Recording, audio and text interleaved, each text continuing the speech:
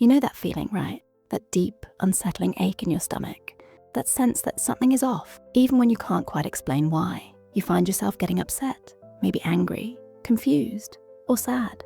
But then, almost magically, the whole situation flips. Suddenly, you're the one being blamed. You're too emotional, making things up, or always overreacting. It's a trick, a cruel game where someone pushes your buttons, watches you react, and then smoothly pretends they are the ones who have been hurt. If you've ever walked away from a conversation feeling lost, guilty, and like you're losing your mind, then you know this twisted dance all too well. Today, we're going to pull back the curtain on 13 hidden ways abusers make you react, and then play the victim. This isn't just about learning about bad behavior. It's about seeing your own experiences clearly, spotting these patterns, and taking back your power. So pay close attention, because what you're about to hear could truly change how you understand your relationships and protect yourself. Let's begin. Number 1, the constant criticism and belittling. This isn't about helpful advice. It's a never-ending stream of negative comments meant to break down your self-worth. Every idea you share, every effort you make, every part of who you are gets picked apart and found wrong. Your thoughts are silly, your looks are bad, your achievements are made to seem small. The goal is to slowly chip away at how much you believe in yourself, making you more likely to fall under their control. When you finally get fed up and react, tired of being put down, their answer is quick. Why are you so sensitive all the time? I was just trying to help you. Or, you're making too big a deal out of it. I didn't mean anything bad. Suddenly your pain becomes an accusation, and their meanness turns into a kind act that you just misunderstood because you're too sensitive.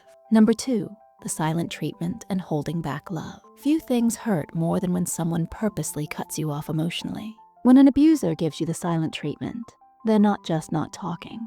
They are actively punishing you by ignoring you. They hold back warmth, attention, and connection, creating an empty space inside you. This tactic makes you desperate for their approval, desperate for things to go back to normal. You might find yourself saying sorry for things you didn't even do, just to break the heavy silence. When your pleas for talking or connection finally turn into anger, they sigh, look tired, and say, "You're always so demanding. Can't you just let things go?" They perfectly play the victim. They are the suffering saint, and you are the unfair, angry person. Number 3, triangulation, bringing others into your fights. This is a clever way to change the subject and avoid blame. Instead of dealing with problems directly with you, abusers will involve a third person, a friend, family member, or even a child, to agree with their twisted story. They will quietly, or sometimes openly, badmouth you to others, making you seem unstable or hard to deal with. When you face them about this, or when you react to the unfair judgments from others, they pretend they are innocent.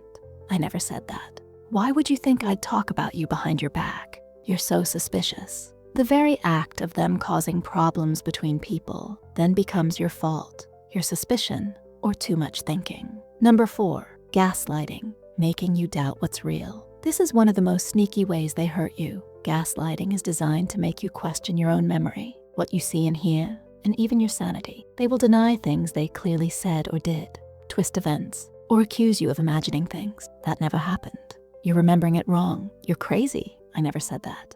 This constant undermining of what you know is real leaves you feeling confused and unsure of yourself. When you finally react in confusion or anger, they sigh dramatically. "See, you're clearly losing it. You need help." Your completely normal response to their trickery is then used as proof that you are unstable. Number 5, convenient memory loss. This is like gaslighting, but it's more about them forgetting things when it suits them. An abuser will conveniently forget promises they made, agreements they reached, or hurtful things they did.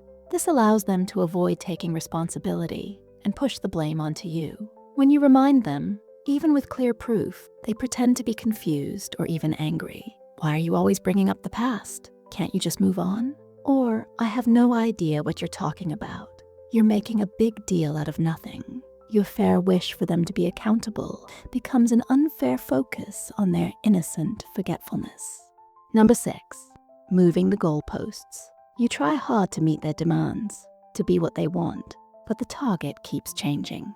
No matter how much you try, you can never quite make them happy. They constantly raise what they expect, invent new rules, or suddenly say something you've been doing is now wrong. This creates a never-ending cycle of trying and failing, keeping you off balance.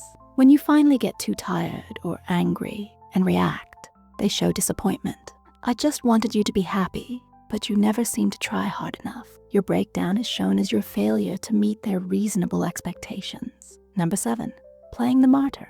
The abuser will constantly talk about their own sacrifices, their own pain, and how much they do for you or the relationship. This creates a hidden debt that you always feel you owe them. Anytime you try to say what you need or set boundaries, they respond with a tired sigh and a long list of their burdens. After everything I've done for you, this is how you treat me. When you finally burst out in anger because you're constantly being made to feel guilty, they act very sad.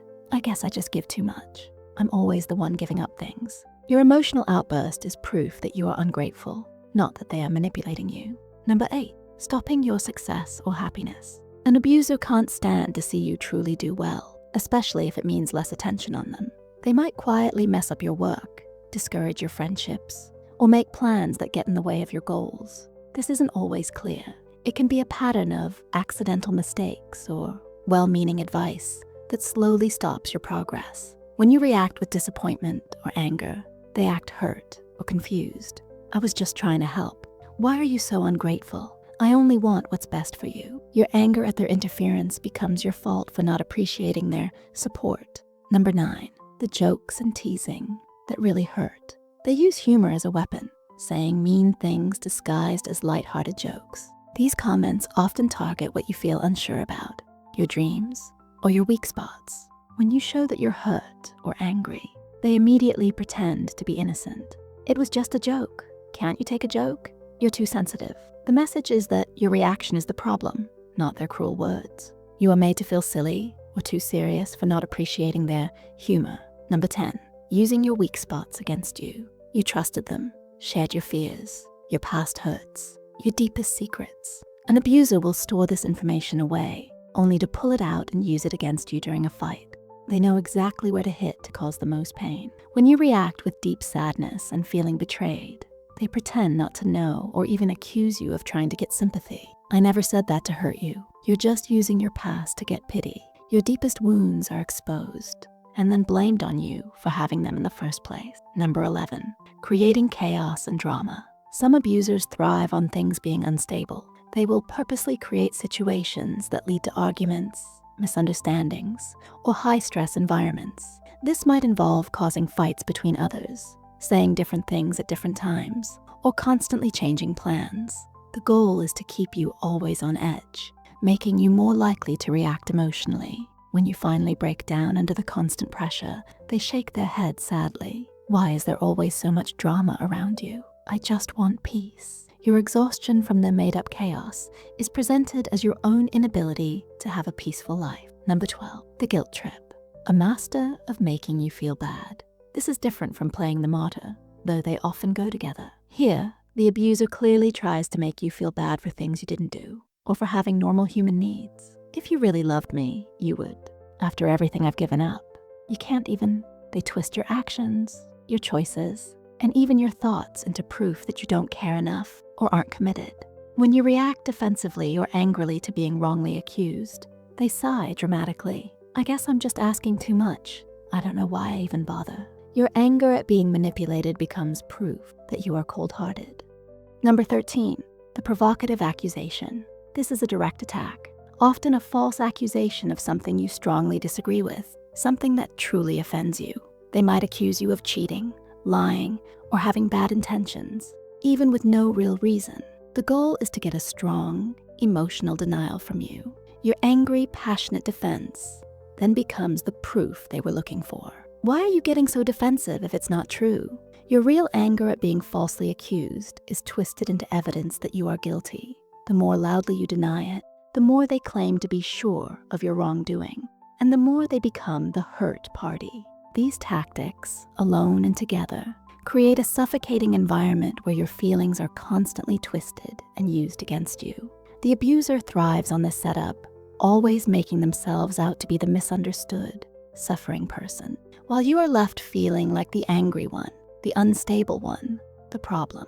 Understanding these patterns is a powerful way to protect yourself. It's about seeing that your reactions are often a completely normal response to unfair, tricky behavior. It's not about being too sensitive or crazy. It's about being a normal person facing calculated cruelty. The real strength comes not from controlling your reactions, but from understanding why they are doing what they're doing. Once you see the strings, it's harder for them to make you dance. If this video spoke to you, if it helped you see things more clearly, please take a moment to like this video and subscribe to the channel. Your support helps us keep talking about these important topics. And I'd love to hear your thoughts in the comments below. Have you experienced any of these methods? What was the hardest time you went through? Sharing your ideas can help others feel less alone. Before you go, if you're looking to understand these situations even better, I highly recommend watching my last video, 9 Traits that Abusers Look For in Their Victims. It's a very important video that goes hand in hand with what we discussed today, helping you gain even more knowledge and awareness. Thank you for watching, and remember, your peace is worth protecting.